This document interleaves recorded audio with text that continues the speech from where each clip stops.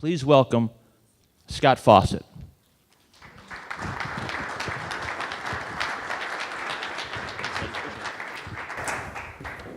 How are y'all doing today? Good, good. Stephen, thank you very much for having me here. This is always fun for me to speak to a bunch of people about course management because I really enjoy it, as weird as that is. Statistics and course management, not the most exciting subject on earth, but apparently I don't have a whole lot to do with my life and time. This is all my contact information. I'm not trying to be Joe Mayo on Twitter, but I do try to put out some good, free, relevant content.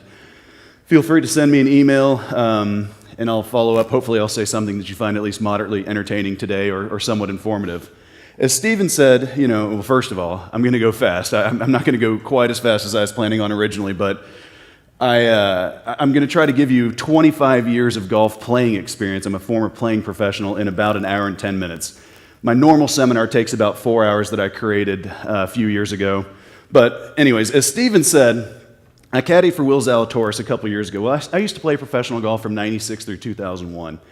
And then in 2002, I started an electricity company, which I still own and run to this day. That's my technical day job, if you will. I met Chris Como playing, I shouldn't say underground poker. You guys are filming this. Como's going to kill me. But I met Chris Como playing underground poker back in 2004. And we were actually good friends for about 2 years before finally we said, what do you do for a living? It's not like you sit around in the legal card rooms and talk about your day jobs much. But so after 2 years of knowing him, we figured out that, hey, he teaches golf and I'm a golf professional. That's kind of a coincidence. So I went out and started working with him the next day.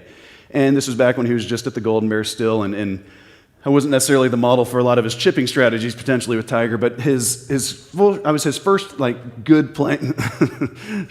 You messed me up there. I was his first technically playing professional that he worked with, and a lot of the swing theories, because I'm a pretty decent athlete, I'm a pretty decent player. We could kind of tinker around with different stuff and just kind of workshop stuff. Well, in 2008, I got to where I was playing pretty good golf, so I decided to enter Q school as a 35-year-old amateur with a full-time job and a newborn at home. And lo and behold, I got through all 4 stages, wound up with a terrible nationwide card, and went out and played for another couple years. 2013, decided, okay, I've had enough of this. This is ridiculous. It's impossible to work full-time and compete with these young kids these days. So that was right when Mark Brody's book, Every Shot Counts, was first coming out. And I kind of realized I've got finance, economics, and statistics degrees. I've played a lot of poker. I've played professional golf. And I kind of realized that I could combine all of these things together with the new strokes gained statistics and for my own game, quote-unquote, solve golf strategy. So that's what I did. I took about 3 months, wrote about 500 million cells of Excel code, and honestly, when I finished, I was like, I think this is pretty cool. The week before the Texas Am here at Brook Hollow in 2014, I was having a little bit of elbow pain. I went and got a cortisone shot, and the guy paralyzed my right arm for a couple days. He just gave me this shot, and my arm just curled up, and luckily it came back to life 2 days later. But he also said, dude, you can't play golf for a couple months. You need to just kind of chill out and do something else. Let all this heal up a little bit. So Will Zalatoris, I'm a member at Bentry Country Club here in Dallas. Will's is a kid there who, as Stephen said at the time, was ranked 3,300 in the world, and he'd never won more than a high school golf tournament at the time. But I always sit there on the range and watch him just stripe it. Now, he's not a very good putter. He's kind of got the yips. Don't tell him I said that, but it's a fact. It is what it is. But I still was like, this kid is light years beyond anyone else at his level. Has to be. So I called him up and I was like, dude, if you do everything I tell you to do next week at the State Am, if you let me caddy for you and you just do what I tell you to do, I promise you'll win. He's a good student. He won by 3. And what was interesting, though, is as I was watching this, I was like, man, there's no way, the math that I had done, there's no way I would have been disciplined enough to actually implement this correctly. So I was pretty happy at the time that I had hurt myself because there's just 0 chance I would have done it very well. But once you remove the emotion of actually having to hit the golf shot, it's amazing how clear you can see the game and know what's right and just plod along patiently. So that's him in the top left. He and I, that's probably my most satisfying moment personally in golf. Getting to final stage as a 35-year-old amateur was really cool, but I've watched this kid work his face off for 10 years at this point and have basically 0 results. And I always felt bad for him. Well, then in the bottom right, I actually have that covered up because I'm not supposed to show his face, but as of this week, I don't think it'll matter that much anymore. He's most likely going to turn professional later on this week. But because the U.S. Junior in 2014 was down in Houston, I went down there and caddied for him there. And he won the U.S. Junior. So here's a kid that had never won more in a high school golf tournament. He wins the Texas Amateur. He wins the U.S. Junior. He added the Trans-Miss Championship to it. And then I went to Atlanta and caddied for him in the USAM, and he finished third out of the 312 in the 36-hole stroke play qualifying. And he beat the world number 4 in the first round. He beat Jordan Ebrogi, who was fresh off of winning a Walker Cup. He beat him in the round of 32, and he just ran into the hot hand in the round of 16, or honestly, he would have won the USAM that summer too, I believe. Carrying on, so now I've created something like, my God, this actually worked. I don't know what's so different about it than what you guys try to teach with course management on a daily basis, obviously, but the problem with the way the game is taught in general right now is you guys are obviously just on a driving range teaching mechanics. It is what it is. I have so many parents that call me and they complain like my son's instructor never gets him out on the golf course. I'm like, well, did you give him $600? His hourly rate's $150, and it takes 4 hours to go play golf. And you guys, unfortunately, are just expected to do that, which is kind of BS. I mean, it's an unsustainable model. Either the parents have to pay you too much, or you have to donate your time. I mean, neither of those are sustainable models, which again is conveniently what I didn't realize I was filling a hole in the game. But a bunch of college coaches, when Will won the U.S. Junior, they're like, I don't know what the hell you're telling him, but if you want to come tell my team it, you've got free reign. And obviously, since I'm here in Dallas, SMU was one of them. That's the first college team that I went and worked with. Bryson, within 6 months of sitting through my seminar, had won the NCAAs and the U.S. Amateur. So at that point, I've kind of created this accidental little indoor seminar. If you think about it, when you go out on a golf course and you tell this kid, okay, take this 7-iron and aim it towards the fat part of the green or whatever your advice is, the kid hears you, but they're thinking about their swing. They're not remotely listening to a word you're saying about actual course management. Trust me, I see it all the time. It's actually why when I take my players out for playing lessons, we don't hit shots. Because the last thing I want the kid to do is have a flag that's over here on the left, me tell him to aim it towards the middle of the green, him hit it on the right side of his shot pattern, and then 3-putt it, because he's going to blame that on strategy, not the fact that that's just going to happen. That's just math. So there's a slightly different way because the NCAA will not let me teach golf outdoors. I'm still an amateur golfer. You guys can send me all your clients you want to. I will not try to poach them because that's not what I'm here for. I'm here to take your players and make them shoot lower scores. So anyways, now this year, the Walker Cup team, 6 of the 10 U.S. team members are my clients. 3 of the European teammates were my clients. So almost half of the 2 Walker Cup teams have sat through my seminar. As of right now, 14 of the top 20 in the men's World Amateur Golf rankings are my clients. I'm done talking about myself. Don't worry now. So this is Jordan Spieth. To the right, this is hard because it's actually starting immediately. This is back in the 2015 Masters. And Jordan hit it to the right of number 7 at Augusta, and that's the look that he had, which in my opinion is quite lucky. I actually played Augusta earlier this year, and I went over and tried to find that spot, and I don't know if they pruned the trees back or whatever, but that spot doesn't even exist anymore. So if he tried to win the Masters with where he hit it in the first round this year, it wouldn't even be possible. Now, obviously, he won by 4, but I asked Jordan the next day, the Monday morning after he won, because he came home to work the first tee event at Stonebriar Country Club. I was like, dude, I got a couple shots I got to ask you about from the first round because it was insane. I was like, tell me about the shot on 7. And he's like, it was like I was standing in the middle of the fairway. It was absolutely crazy.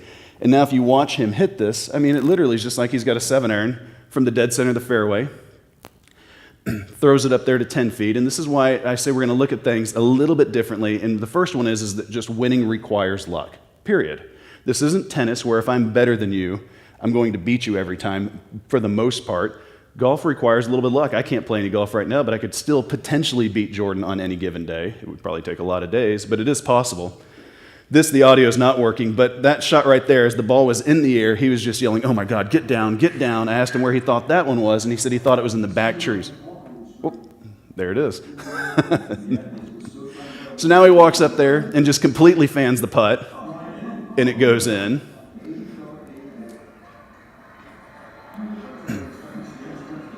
Now we're going to go to 14. He birdies 13 to get to 7 under.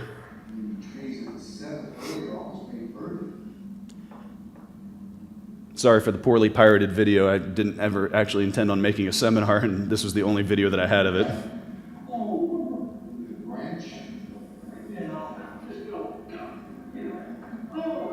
And it has a collision with the pin and sits 2 feet away. I'm sorry, but there's 4 shots, and he won by 4. Now, was he the best player in the world at the time? Most likely. This is now Will on the 32nd hole of the U.S. Junior, and he one-hops it in the hole to win. It was kind of a gross, smothery little wedge that was for sure going and spinning down and off the green left. And again, so much of what I intertwine with strategy, I'm here for strategy, is the psychology of it. It's what I've watched, not only Will, my player as I'm caddying for him, but his opponents just completely imploding. And I can say this, Greg actually just mentioned that I was giving him a hard time about playing in a major, and he's like, hey, I've played in one too. I played in the 1999 US Open. And my psychology was absolutely abysmal. Greg was right there with me. Did you remember me being a basket case back then? I was a lunatic.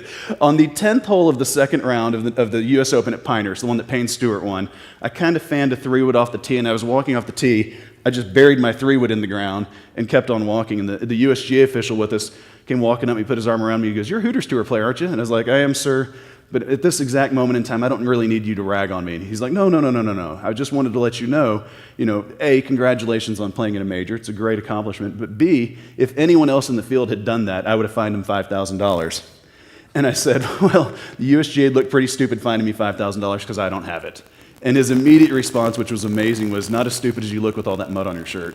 And I looked down, and I was just covered in mud. So my one major that I ever played in, I literally played the last 9 holes looking like a complete idiot. So the psychology stuff, this is where it's interesting. I try not to use, Como gives me a hard time saying you can't use your playing background. It's not a valid point. You can't say that that's what separates you, because then why wouldn't Grant Waite always be a better instructor than you? Because Grant has far superior, a pedigree, resume than you do. And I agree with that, but he wasn't a lunatic like I was. Trust me, there is no thought anyone in this room has ever had on the golf course that I have not had also. It's just not possible. And that's where my experience, I believe, really comes into this with the psychology standpoint. So first one is winning requires luck. Second one is, stop trying to make birdies. So much of poor course management, and if a kid turns a 74 into a 79, it's almost entirely because they're trying to make birdies, trying to get back what they had already given them, what they feel like they gave away. So you're going to birdie 1.5 par 5s. You're going to have a 20-footer that you make every other day. You're going to have some wedges and 9-irons, and you're going to have a 7-iron that you weren't exactly aiming at the flag that winds up close, and you make an 8-footer for birdie. That's how you make 3.5 birdies. People don't average, 9 birdies around. These kids are always trying to force birdies. You shoot lower scores more by lowering your bogeys, your double bogeys, than you do by making more birdies. And this is sometimes it's funny as I see heads nod. I feel like I'm standing up here in front of you telling you stuff you obviously already know, but I think that articulating it in a very clear way to your players is what allows them to really get out of their own way. Stop trying to make putts. I usually try to do this with a flat table, but I'm going to try to see if I can do it here. If you can imagine a hole is 4.25 inches wide. This isn't quite wide enough, but an 8-foot putt on the PGA Tour is 50-50. So if you can imagine having 2 tees set up to where you're basically setting up a gate, a window that you're trying to roll the ball through, if you set one up, a gate that's twice the size of the hole, the hole will magically get in the way of about half the putts. 99.9% of the time, people can start it on a good enough line to hit an 8.5-inch window from 8 feet. It's just not that hard to do. So then it comes entirely about speed in order to actually make the appropriate amount of putts. And we'll talk about that a little bit later on, but that's one of the things. I was a terrible putter. Do you remember being a terrible putter? I was dead last in that US Open in putts, too. I had 36 putts each day. I finished the first round, and I shot 79. And my buddy texted me, he's like, you hit 1 green more than Tiger, and he beat you by 11. Like, thanks. Or he didn't text me, called me, whatever it was back in the day. Comical. So anyways, moving forward here if we can. There we go.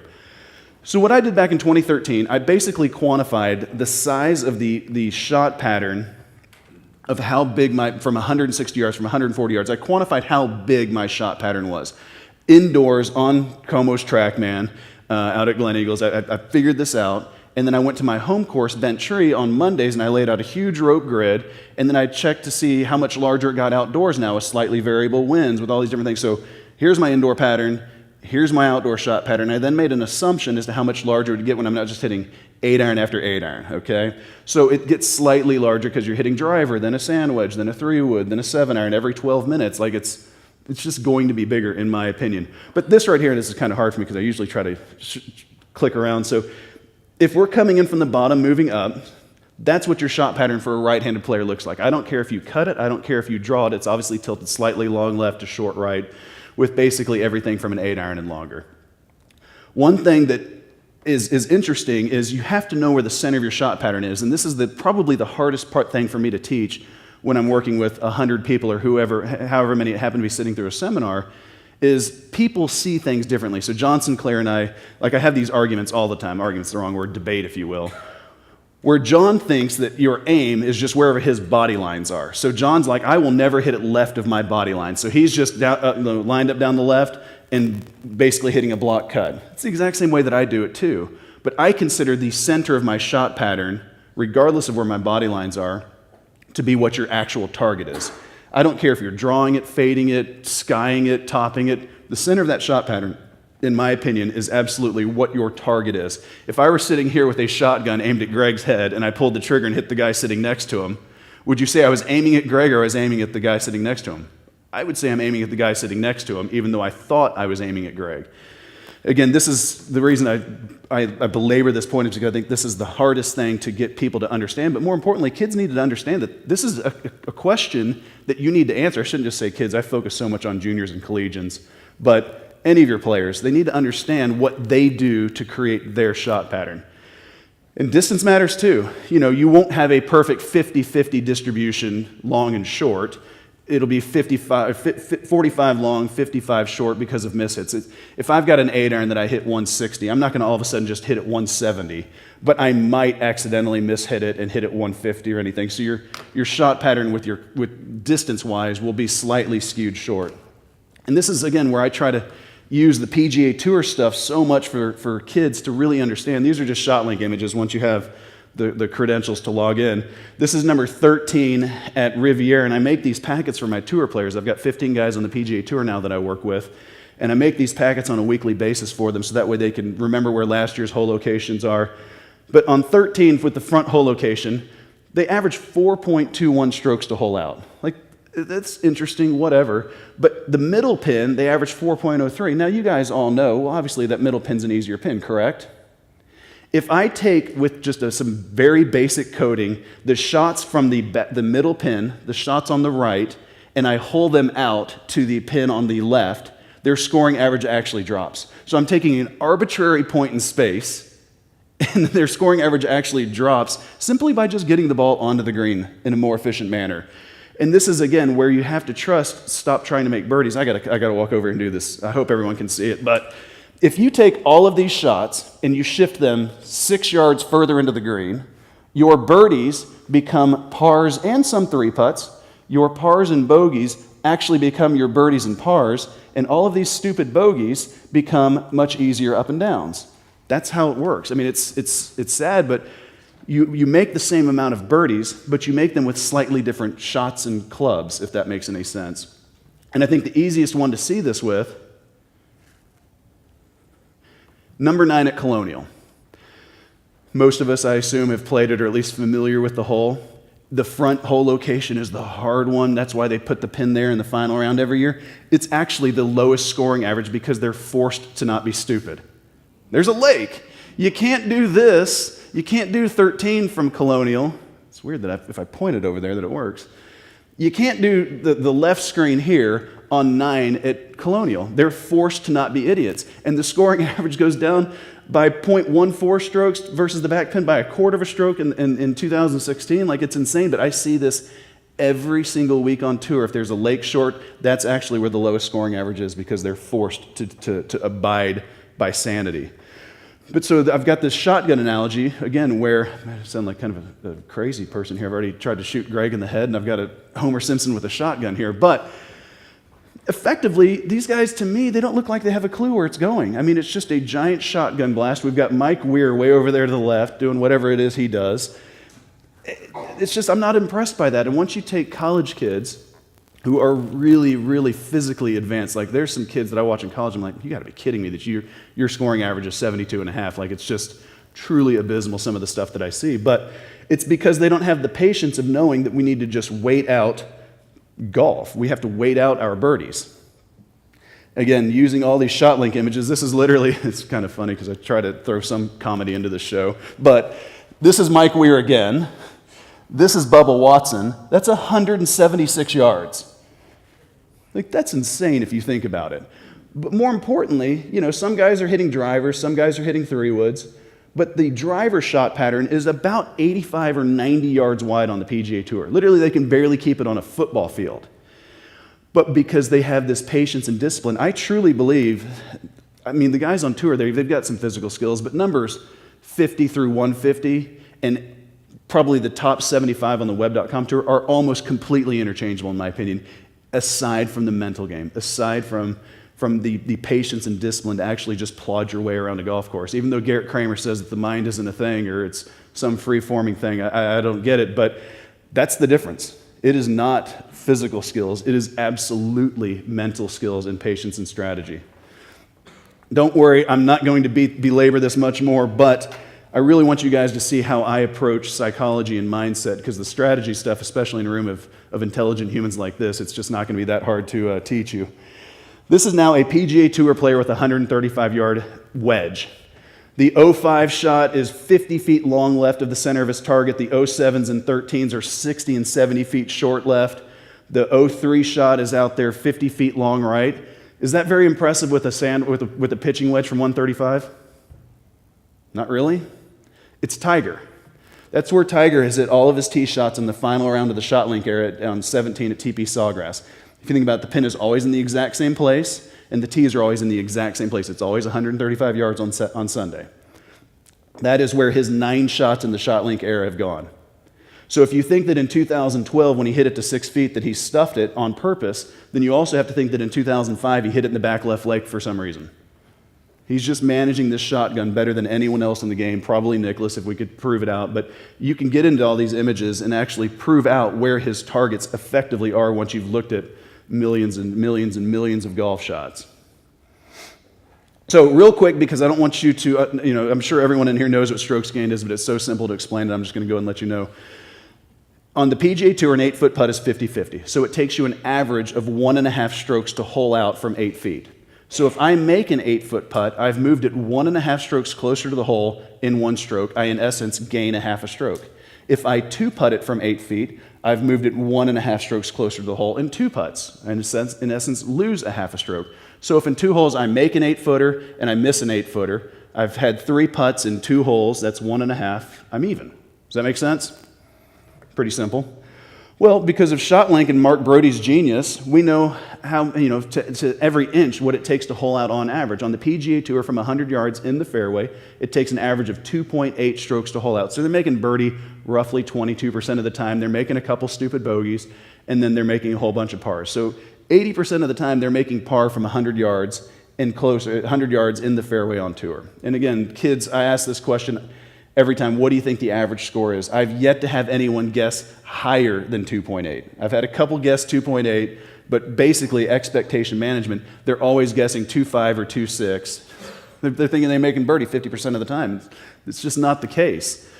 But so if it takes 2.8 strokes on average, and I hit it to 8 feet where it takes 1.5 strokes to hole out, I've moved it from a spot where I should take 2.8 strokes to a spot where I should take 1.5 strokes. In 1 stroke, I, in essence, with that shot, gain 0.3 strokes against my competition. Okay? Not that hard. So, math is hard. No, interpreting math is hard. You don't even need to understand math at all. With calculators and Excel and everything these days, it doesn't even matter. Math is simple. Knowing the right question to ask of math is actually the hard part. This is just an example of the spreadsheet that I created, and you can see the one exploded cell has 64 formulas in it. Every single cell on that spreadsheet has 64 formulas in it, and like I say, it's almost 500 million cells in this thing. It works. But I've got a few books that I'll talk about throughout the deal. I'm a huge Tony Robbins fan, love the guy to death. I think that honestly, for a psychopath like myself, a lunatic on the golf course, really understanding that you can change your state, change your emotional outlook on stuff is probably the most important thing that you can teach your kids. I know Amik's a Tony Robbins guy also. It's just you can completely change your outlook in a second. So at the end of the day, the purpose of systems, the decade system, because again, I know there's some old guard in here, some new guard in here, whatever you all want to call it. This is a different way of attacking a problem that you've obviously attacked your entire life. But if you've got a pilot who, and your plane is going down, do you want them to just throw their clipboard up in the air and run around in the cabin screaming their face off? Or do you want them to sit down with a system and go through a checklist to figure out how to solve this problem? That's very similar to what trying to win a golf tournament is to these kids. They're freaking out the last 9 holes. I mean, completely freaking out. It was comical with Will watching our opponents, and all I was on Will the whole time was just rhythm, timing, keep your emotions down, keep everything in check. Let's just go through the process here. And the process is very simple.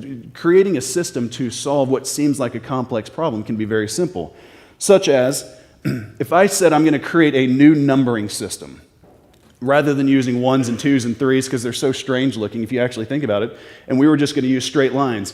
That could be a 1, that could be a 2, that could be a 3. Pretty simple, right? Those are a lot easier, if you think about it, to use than an actual number. So, write the number 486. It's kind of a hard thing to do, isn't it? You don't know the system yet, right? 486, the exact same thing we were just talking about. That's the 4, that was the 8, that was the 6. Well, that seems really complex, doesn't it? Look at it one more time. I want to see if Greg can do it. Now, write the number 214. It's our area code. How hard can it be? It's not that hard, is it? How about if that's the actual code? See how now it's just a system.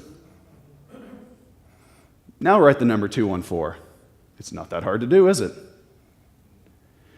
That's the difference, in my opinion, of how y'all teach course management.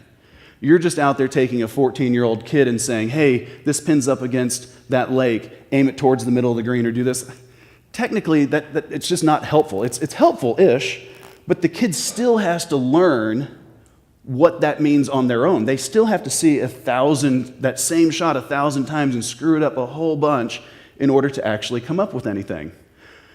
That's what this is. This right here is the Rosetta Stone of golf, if you will. I passed it out to all of you guys.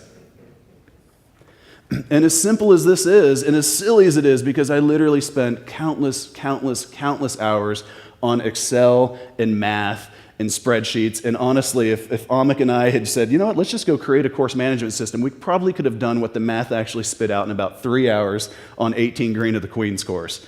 Instead, I wasted a lot of time, but hey, at least we know it's mathematically valid too. So the way this works, the red number on the side with all the numbers is what I call the baseline. That is how far you're to be aiming it from the edge of the green for starters. If my home course is Hilton Head and your home course is Champions in Houston or St. Andrews, does telling a kid to aim it into the middle of the green help much? The greens at St. Andrews are about 40,000 square feet. The greens at Hilton Head are about 3,000 square feet. Middle of the green is completely different advice that's actually not that helpful. Again, if you think about quantifying the size of your shot pattern, what I technically did was measure the length of the 65th percentile of the radius of my golf shot. So how big is the 65th percentile of my golf shot? If we need to hit 70 to 75% of our greens in regulation to be an elite ball striker, I can't have a good shot, an above average shot, a 65th percentile shot, not be putting. Make sense? So that red number from 140 yards is 7. Does everyone see that on their card? So we want to be aiming a shot from 140, approximately 7 yards from the edge of the green. Now again, this was designed for elite tournament golf. I'll be the first to admit that, but where you'll have a pin sheet, but you can honestly guesstimate how far the flag is from the edge of the green anyways, and I'm assuming that if you're playing a round of golf that you actually care about scoring in, you'll be somewhat familiar with the golf course. So from 200 yards, that red number is 10. So from 200 yards, 10 yards away from the edge of the green, that's basically going to be the center of most greens. A narrow-ish green is about 15 or 16 yards wide. An average green is 18 to 22 or so yards wide. And once you get much bigger than 22, it starts becoming a pretty big green. Okay? Does that make sense? Cool. So now if I take these shots that are just laid over number 10 at Carlton Woods, and I shift them in this situation 4 yards right and 1 yard long, I mean, it's really interesting to me. I'll go to this side so these people don't feel cheated at all. you'll still hit shots close. This bottom 25%, this bottom quartile of your shot pattern is going to have a ton of great birdie looks, period. Once I've shifted them slightly long and slightly right and long, that's the thing that kids don't appreciate. The guys on tour aren't just taking a 6-iron out and stuffing it on purpose. Does it happen some magically? Sure. That's the beauty of TV editing. Brandel can talk about that later on, but most of these shots aren't shown live. Most of the ones that are hit really close are somewhat tape delayed, where they're just cherry picking out the great shots. They show too much putting because that's as boring as it is, but it's the climax of the hole, so I understand that. But that right there is, in my opinion, probably the most valuable image that you can get to really get your kids, your players, to understand patience and discipline. So we've got this baseline number now. Again, my goal with this is not to just sell you my decade app. My goal is this is how I teach. Y'all can do it completely on your own. I don't care. Send your players my way. I don't care either. But the main thing that you have to see is that all hazards are not created equal. So this front right bunker on the left image, they were 0 for 4 on getting it up and down that day. My tour players, I'm like, if you see a picture like that they were 0 for 4, and that matches your golf IQ, hey, that's probably a hard bunker shot. The left bunker on the left image, they were 3 for 6 on getting it up and down. Oh, 50-50, that's not bad. That's an easier up and down. The front right bunker on the next image, they were 11 for 12 getting it up and down, and the one they didn't get it up and down, the guy holed. Apparently, it's the easiest bunker shot on the planet. I have no idea. But apparently, it's really simple. But if my players, if that matches their golf IQ, then hey, you can get a little bit more aggressive to that. And where I'm going with this, how many guys in here played professional golf at some point in their life? I'm quite certain that your yardage books look like this one's going to. This is Danny Willett's yardage book from the Masters this year, where he tweeted out a picture. He works with a company called the 15th Club, which does something similar to what I do. And I've always wondered what they do, and it's exactly what I would have expected. This is number 5 at Augusta in Danny Willett's yardage book. So across the back, he's got 5 blue X's. Over there to the left, he's got OK. Greg, is that what your book looked like at the PGA Championship? No? What did it look like? Do you put X's or checks or anything? You just draw pictures of unicorns? Huh? Driver 3 would middle the green. That's actually funny. That's actually really funny. It's not very helpful technically just have X's along the back and OKs where you're supposed to miss it. What's actually helpful is the way that, again, now decade works. If you look on the bottom right of that card, I have this exact same green drawn out. So in my practice rounds with my players, I teach them to picture a pin 5 yards from any edge of the green, and then simply ask yourself the question, would I or wouldn't I be screwed if I were short-sighted right there? It's a very simple question. The way we've all taught the game, there's a few things that I feel like are slightly just worded incorrectly, and the first one is you have to miss it in the right place. While that's technically accurate, if the front left pin, so this one right over here, well, the place to miss it is over here, obviously. I can do that by aiming too far that way, and very quickly, if you get too conservative, your scoring average starts going up. So it's just as bad to be too conservative as too aggressive. That's actually a fact, because you wind up missing it to the long side just as often, and you're not getting that up and down very often either. Optimizing, it's a delicate combination of greens and regulation and proximity in order to yield the lowest scores possible. So the question is, how much do I not want to be short-sighted? Well, on this particular hole location right here, this bunker is slightly deeper and it's running away. And you can see, again, this exact image is on that card. So this is a 2. Don't worry, we'll explain that. A water hazard, a literal one-stroke penalty, is a 3. So instead of marking it with OKs and checks and X's, or most kids don't even have anything, this is a one-stroke penalty. It is the worst thing you can do. So it is 3. That is 3 extra yards on top of that baseline. And you work your way all the way around. This bunker's really bad. These bunkers aren't too bad, so they're just 1s. The default is 0.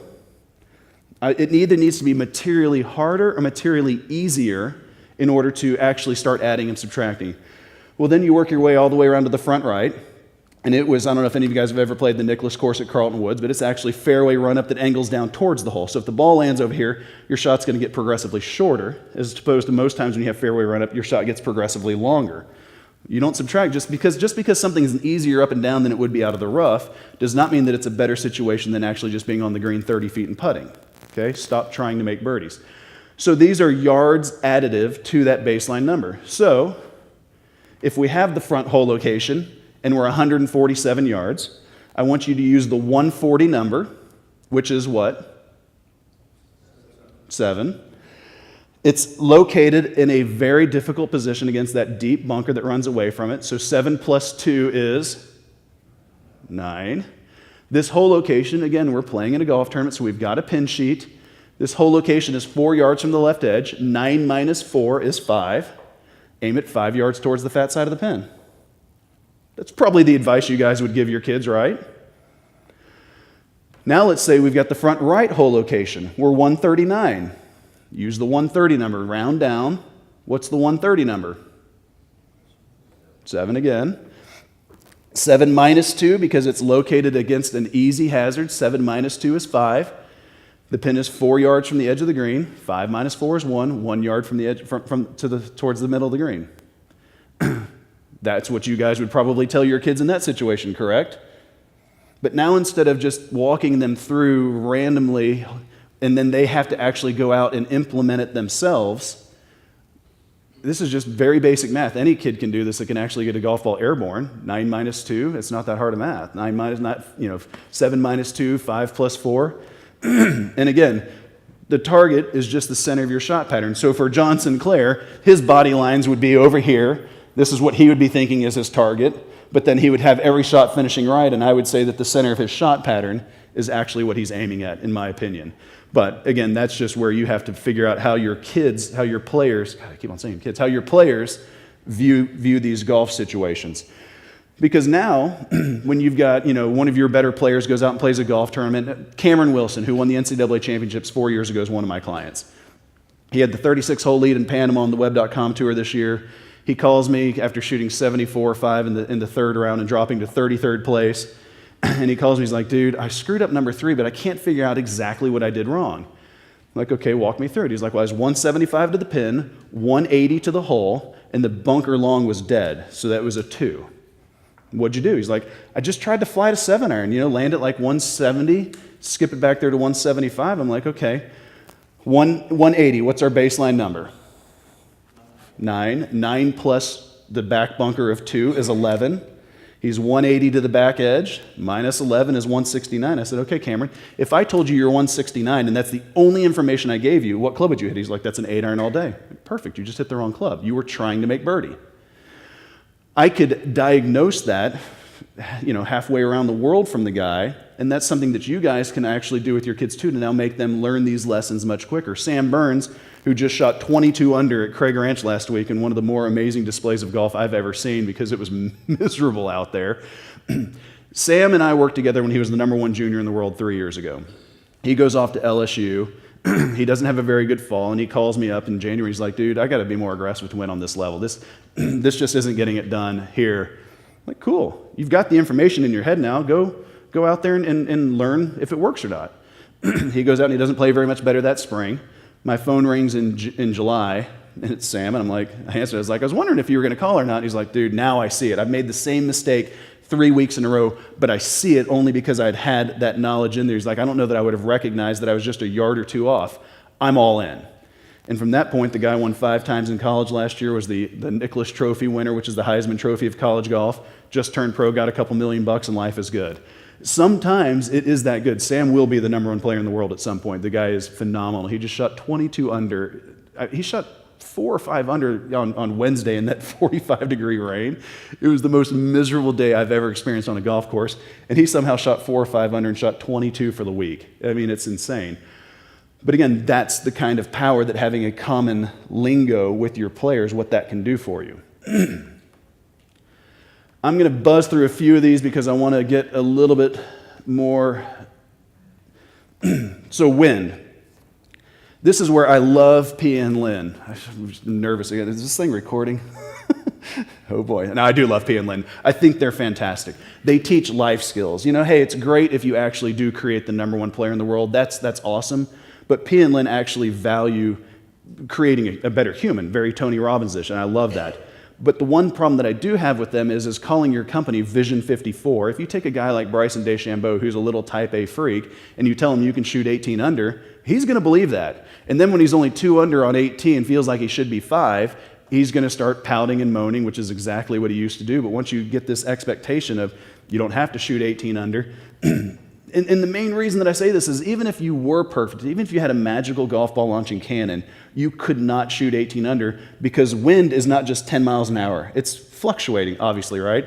I could literally still, the word oscillating always pops into my mind for some reason out here at the Four Seasons because the men's bathroom out there at the teaching center has a thing that says if the ball merely oscillates, it has not moved. I don't know why, but I can't get that image out of my head ever when I say the word oscillate.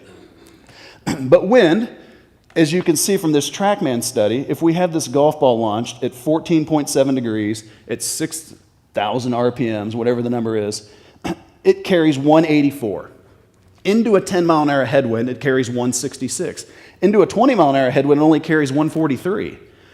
But now instead of it just being a steady 10 miles an hour in your face, picture it being oscillating from 5 to 15 miles an hour and off the right.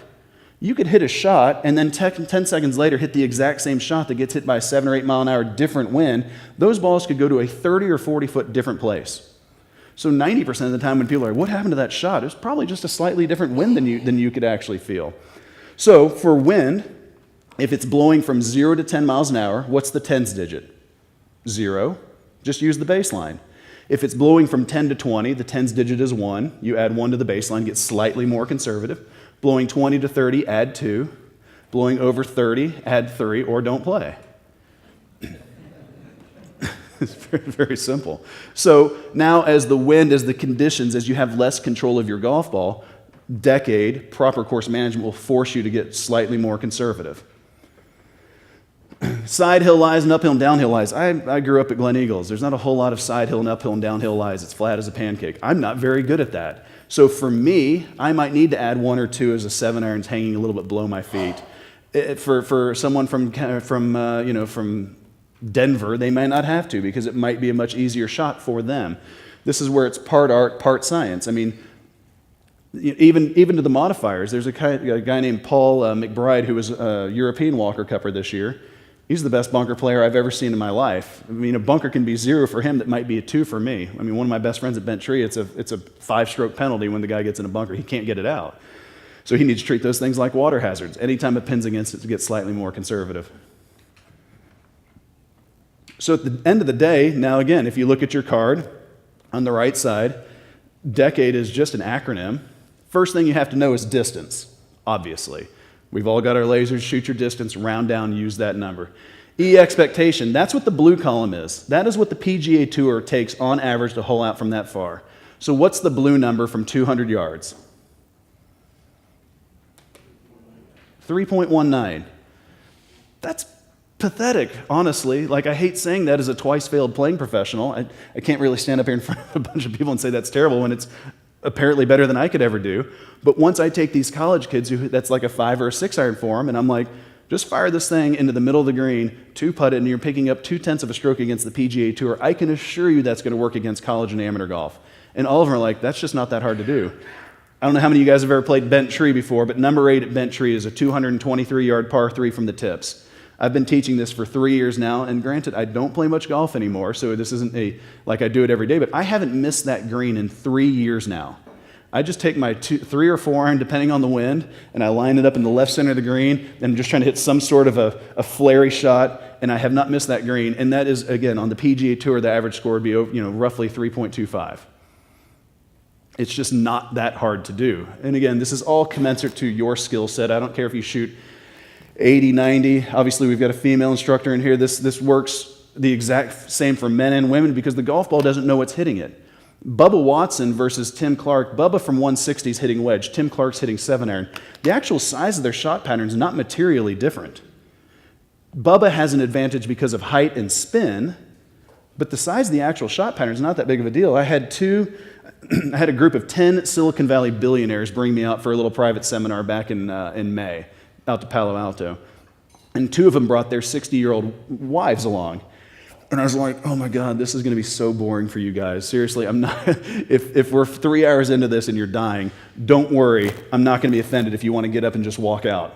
Not a big deal. They're like, no, we love this. I'm like, what's your average score? They said, 90. I'm like, okay, trust me, this is a lot of golf stats and strategy here. But we sat through it, and both those ladies sent me an email within a week that they had both shot their personal best ever. So just seeing the idea of strategy and how to plod your way around a golf course. I don't care who you are, men, women, shooting 90, shooting 70. If you take 25 years of golf experience and condense it down into a couple hours of lecture, it just is very powerful. So I think expectation is everything, honestly. It's probably why I would have screwed up the entire system if I would have tried to actually implement it on my own at Brook Hollow. C, correct target. That's the baseline number. So that's the red number. Again, this is just a process to where you can't hit a shot and be like, oh, I forgot that. A, analyze. That is your modifiers. What is the hole located up against? What is the wind? Those are basically the two things that I care about. I don't care about ridges. I don't care about how fast the greens are. I don't care about keeping it below the hole. Couldn't care less. It is entirely about how can I get the ball on the green, the closest to the hole, the safest way possible. D, discipline. That's what I would not have done. Period. Unfortunately, that's probably the hardest part of any of this for you guys. I caddied for Zalatoris last week in second stage, and that's the one thing we didn't do a very good job. I can't say it anymore, but unfortunately, second stage this week, we did not do a very good job of picking targets. I got a lot of stuff going on at home. I didn't have a very good night's sleep on Wednesday night, and we made a few pretty poor decisions on Thursday that were from a lack of discipline out at Craig Ranch, and Will wound up missing, second stage of Q School by a couple shots. But up until that point, I've caddied for a couple guys out on tour. I've caddied for Kramer Hickok at second stage and final stage, and I've caddied, 100 rounds probably for Will. And 100% of the time, until last week, they had beat their average score. That's because we just play with perfect discipline. When I'm caddying, I don't care if he's 4 under or 5 over. I'm going to make the exact same decision regardless because I've removed emotion as a caddy, period. E, execute. That's whatever you believe is a pre-shot routine. This is funny. There's sometimes I try not to talk golf instruction, but I feel like this is something that, I don't know how much you guys address this or not with all the pressure traces and everything, and I never would have really thought about it, but when you watch a guy on tour, or any of us that played professional golf, and you watch them walk in, I don't really care what your actual pre-shot routine is, but everything about golf is, so once I'm in my shot, and if you watch Bo Hostler, who I've been working with since June, if you watch him, he's like this just constantly. It's this constant little shift because you can't just start back. I think we all know that. So it actually, to exaggerate, you push this way to push that way.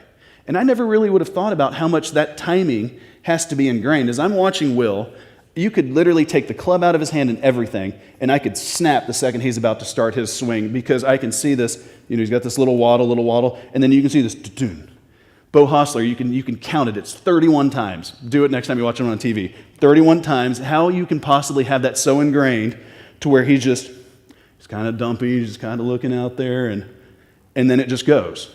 And it's this last trigger that I feel like that's the thing that I didn't know when my dad was telling me, you got to do your full pre-shot routine. You have to train that timing into the golf swing because most kids, they're just sitting out there and they're just stagnant and they're just thinking and they're thinking. And then they try to go. It doesn't work. That's just not how it works. Nobody on tour does that. You can watch every single tour player, man or woman, and you'll see that little tick, tick, tick, tick, tick, tick, go. And it's like clockwork for the ones that can actually play. That was a sidebar. So I've got this thing down there where it says quick run through of the entire process. At the end of the day, boop, I'm 167. I use the 160 baseline. That number's 8. It's sitting up against a 2 hazard. That's 10. The pin's 5 yards from the edge. I want to aim it 5 yards away from that pin, and it's a 7 iron. That's technically how simple this is. I know it probably seems a little convoluted, but once you're good at it, again, most kids, they are terrible course managers. So just like if your putting were bad, you would go practice your putting. I think this is something that just take an hour or two and figure it out, learn it like math homework, and then you can go out there and just start wearing people out. So let's play a game. Now, you guys have been sitting too long. Everyone stand up. Because honestly, I feel like I teach psychology better than strategy because, like I say, strategy is quite simple. That just took 50 minutes. That is literally perfect strategy in 50 minutes. flat. But how do we implement it? Let's pretend we've got two guys sitting behind these doors. One just won, and one just made double bogey to miss the cut. Do you guys think that the guy that won would look different than the guy that just made double to miss the cut? Where are their mannerisms? So the guy that wins, are they just up and excited, chest back? Yeah, they look probably something like this, like Will and I. Yay, we won! Now, I want all of you, because I don't expect you guys to jump up and down. I won't Tony Robbins you. I may make you. I mean, it's a totally different body language. Now, I will make you do this. Pretend you just made double. Where does everything go? Your shoulders go down, your eyes go down, you start pouting. You look like Will did on number 9 when he threw his forearm at me last week at Craig Ranch. He put it over there if you guys have ever played Craig Ranch, he put it over there in the right lip of the finger. He was 206 to the front edge, 230 to the pin. The ball was sitting perfect. It was a little bit above his feet, but I'm like, he's like just like 80 yards down the frame. I'm like, dude, no. This is 206 to the front edge, taking a forearm, and you're ripping it. This is the bad decision, is I thought we were more downwind, and the wind was actually more out of the east. And so rather than actually riding it all, it just held it up. And I'm telling you, like, he flushed it, and this thing was just a moonball rocketing right at it. And I honestly expected, the pin was down there in the front little bowl, I expected it just to drop tight.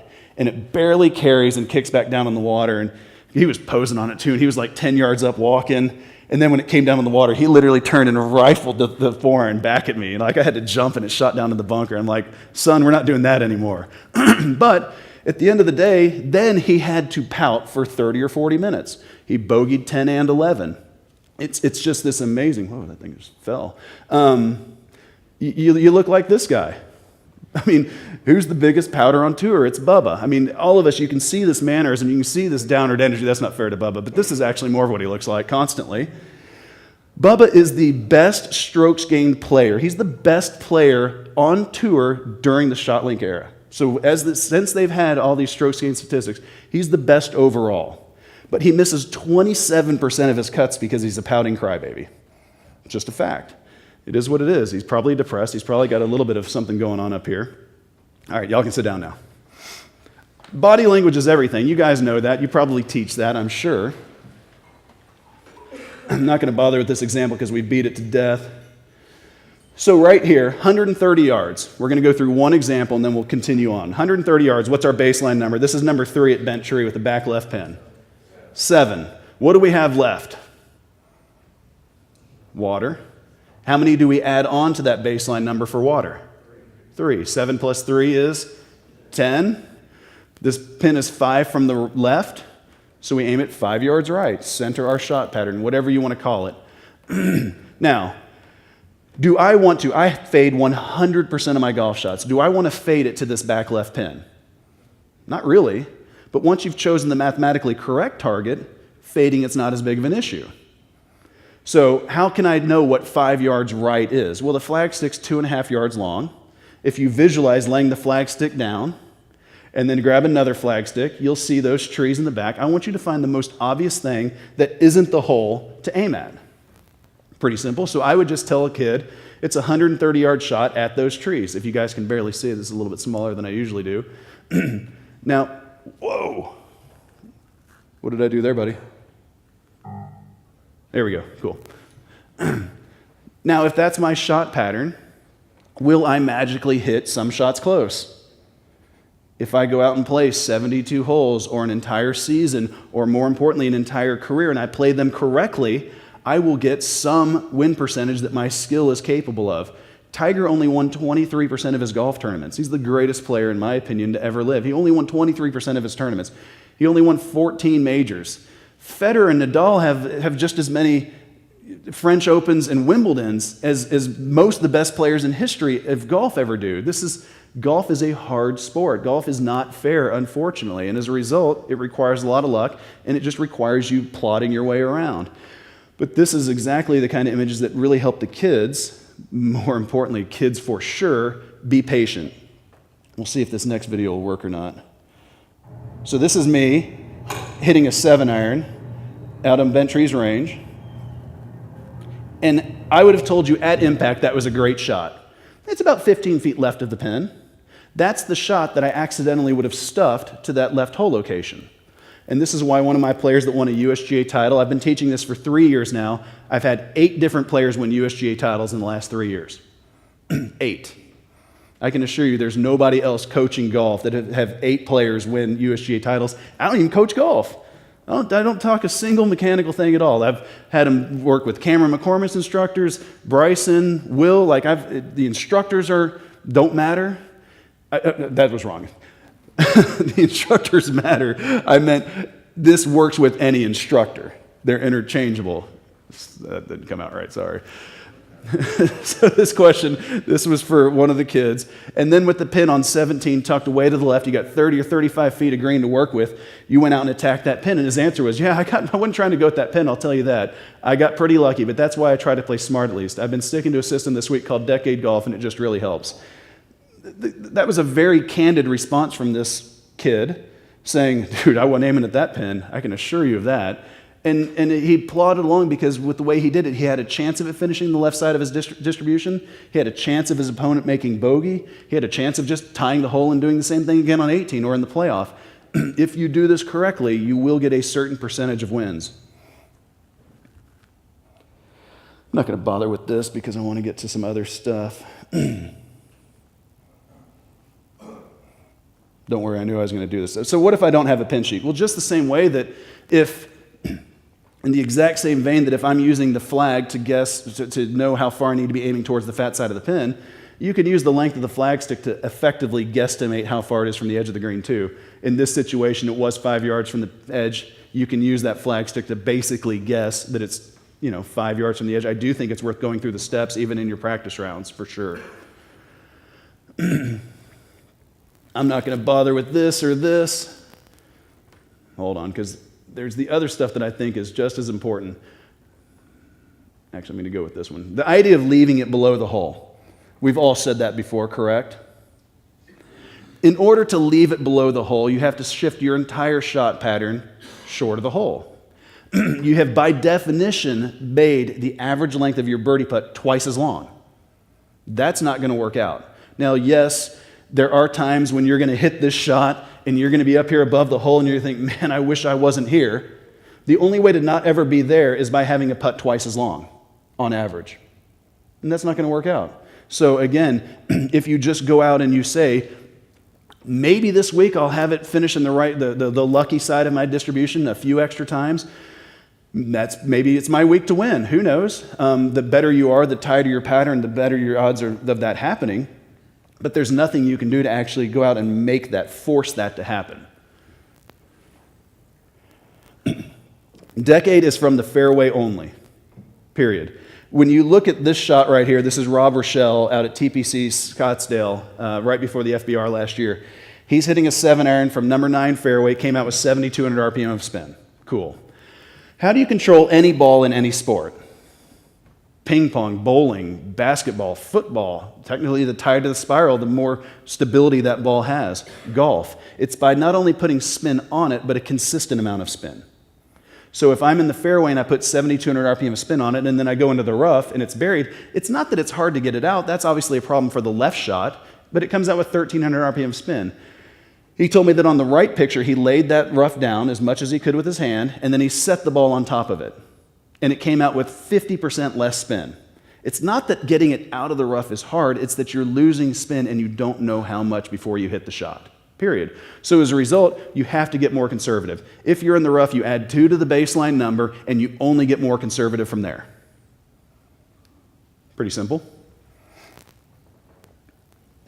Not going to bother. Let's focus on how great he's playing. All the other players are playing great. He said he didn't play all that well today. Here he is still in the league, and that's managing golf. Because rarely does a golfer go out and have their A game every day. Rarely do you walk off a golf course.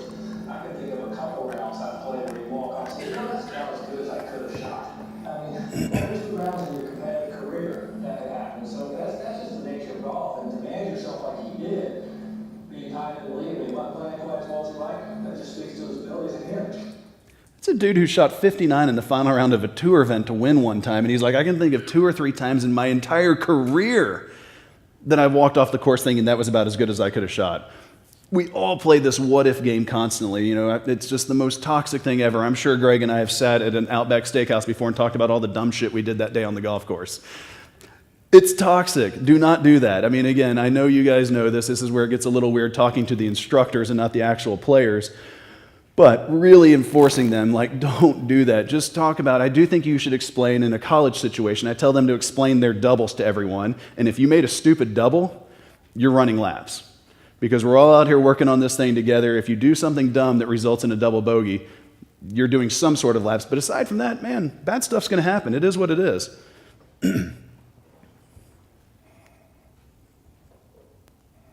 There we go. Now, we've been talking for an hour now, and what I'll tell you is all that is great, but this next 3 minutes is probably the most important thing that you can leave here with for your kids. Mark Brody, with his great work, he figured out what it takes to hole out from the tee, from the fairway, from the rough, from the sand, and what they call a recovery situation. Recovery is basically in the trees. Something was impeding your shot. On tour, the way ShotLink works is if a ball doesn't move at least 50% closer to the hole, ShotLink assumes it hit something. I mean, a tour player is going to at least, even if he's 200 and chunks it, he's going to at least get it to 100. So it assumes that it hit something. And then any ball within 3 feet of that is also deemed to probably have that same impediment in the way. Okay? Excuse me. On the PGA Tour, from 100 yards in the recovery, they average 3.8 strokes to hole out. They're making bogey 80% of the time. If you go all the way back to 220, the number only goes to 392. Like, once you're in the trees, you're making bogey. I've caddied now over, even with this thing, over 2,000 holes now, and my players have made a total of 5 double bogeys in 2,000 holes, probably 115 or 20 rounds. And that's because the 5 bogeys were either Will 4-putting or chipping onto the green and then 3-putting it. Again, he's not a very good putter. It is what it is. He's the number 8 amateur in the world right now as a result. But when you think about that the strokes gain math, the tour players are so bad from the trees that they average 3.8 from 100 yards. They also average 2.8 from 100 yards in the fairway. They're so bad that they could chip it sideways into the fairway in all circumstances in the trees, and it wouldn't cost them anything. I mean, are you kidding me? That's ridiculous. That's amazing. That's astounding. But this shot right here is just not that hard to do. It's weird. I guess it's because we went onto the other computer because the formatting's all off. But this is me to the right of number 1 at Bentry. And I don't know if you can see that shot, but I'm not even remotely trying to hit some sort of a crazy cut all the way back around to the pin. I'm simply hitting a straight-ish shot. It's definitely fading towards the front left. So I'm taking it from a spot where I should average about 3.9. And even if I just put it over there where I can get it up and down half the time, I'm taking it from a spot where I average 3.9. I'm moving it to a spot where I should average 2.5. I'm moving it 1.4 strokes closer to the hole in one stroke. This stroke right here is like making an 8-foot putt. Just sitting here and doing this extraordinarily basic thing. Now, if you're hitting into the trees constantly, you need to work on your driver. That doesn't mean you need to go out there and actually try to get more aggressive from the trees. And this is, again, the kind of images and the kind of stuff that I hope my app does a great job of explaining and doing, but that's just not that hard to do. This is how Tiger Woods mounted these huge strokes gained approach numbers, was mainly because he wasn't an idiot from the rough in the trees. Tiger's the only player who's cumulatively under par from the rough in the history of the PGA Tour. Everyone else is over par. Not that hard to do. This is the right of number 6 at Bentry, and I can't tell you how many times I've tried the red shot and hit the tree and made double until learning this, because I'm trying to make birdie. I could hit this little cutting 4-iron and get it to 10 feet and make birdie. Or I could just hit the blue shot somewhere over there towards the left edge of the green, get it up and down half the time, and absolutely profit. You can't play the odds if you don't know the odds. I was hoping Randall would be here because I could give him a little bit of a hard time about proximity, but y'all have to teach him later on how proximity actually works. I caddied for Martin Flores on the PGA Tour after he lost his tour card. He called me up and he's like, dude, I don't know what I'm doing wrong, but I didn't play that bad this year and I wasn't even close to keeping my card. If I'm Monday into one of these events in the fall series, will you come caddy for me? I went and caddied for him, finished 12th, and when he picked his ball up out of the 72nd hole, he's like, dude, I didn't even play that good this week. I'm like, yeah, it's just not that hard to plod your way around. But more importantly, when we finished, I knew this flaw existed, but I didn't really realize how bad it was. You can see he was 8th in going for the green. That means on par 5s and par 4s, he was getting it up within 30 yards of the edge of the green. That's where ShotLink deems you went for the green, once you get it within 30 yards. It also is how they do their proximity. So Martin Flores that week, it was pouring. It was an awful week. That's apparently all I caddying is bad weather for these guys. But he's out there 270, 280 on all these par 5s. I knew he couldn't get it there, but he could roast a 3-wood up there 20 yards short of the green. Pins 20 yards on, so he's 120 feet from the hole. Boom, there's your proximity, Martin. So Martin's proximity was basically from 270 on 4 holes a day and 1 drivable par 4. David Toms and Tim Wilkinson, who can't hit it out of their shadows, are 310, laying it up to 90 yards, and then their 90-yard sand wedge is what their proximity number was. So effectively, all proximity tells you is David Toms hits it closer to the hole with his sand wedge than Martin Flores does with his 3-wood. Does that seem very relevant whatsoever? There's some stuff that's cool with these new stats, and there's some that's just flawed, and that's one of the biggest ones. Proximity doesn't work. So for the week, Martin from the fairway was 74th out of 74 in proximity, and yet he finished 12th in the tournament and was 12th in greens and regulation at 79%. His strokes gained approach, he was like 15th. So he actually had one of the best strokes gained approach weeks, but because his proximity was based on his 3-wood, it simply doesn't work. So don't worry about that stuff. I'm not going to bother with, actually I'm going to do this one and then we'll go to the end. This is Duval, and I love David Duval. I love that prior comment. I don't like this one. This is the second thing. So the first thing is miss it in the right spot. Let's don't talk about that. It's how much do we not want to be short-sighted. And then this. And as a right-handed player, I'm a big believer that you want to eliminate the left side of the golf course. Now, it doesn't mean you can't turn the ball over. It doesn't mean you can't draw the ball. But when you can stand up and aim it on the left side, left center of a hole, and fire away, and understanding it's not going left, I think that gives you a lot of freedom to play great golf. If you think about what he's really saying there is, I'm aiming it up down the left-hand side, and I know it's not going left. It's not that you eliminate one side of the course, you eliminate the double cross. And that's just semantics, I know, but I can't tell you how many kids in college have told me, like, I've eliminated the left side of the course. Like, that's not how it works. You eliminate the double cross. That's the most important thing about putting some sort of shape on the shot, is then you do eliminate the double cross. When you're trying to play a straight ball, the ball tends to squirt either direction. Like, you can actually prove it in math that your shot pattern becomes slightly larger, but in actual practical application, I can assure you it gets a lot larger too. But the idea of eliminating one side of the course, you eliminate the side that the hazard's on with your tee shots. So, I mean, again, if Duval has eliminated the left side of the golf course, and here he is on number 7, the top image at the PGA West Stadium course, he's in trouble because he can't hit it left. You certainly can't hit it right here. It's letting these kids know that you adjust your actual aim points as opposed to you've eliminated some side of the golf course. And we're not going to bother with this because I want to get to this other thing more importantly. But what I've created then is a flow chart. And as silly as this looks, when you go through, if you Google my name on YouTube, Scott Fawcett Golf on YouTube, a 30-minute video comes up with all this driving strategy for free out there. But I've turned it into a flow chart, and it's start. Are there 65 yards between penalty stroke hazards? Yes. Does the fairway pinch to less than 40 yards where your driver will either land or be rolling? No, then it's driver. I don't need to know anything else about this golf course, that hole. If there's 65 yards between penalty stroke hazards and the fairway doesn't pinch to less than 40, send driver, period. And you work your way through this entire flow chart.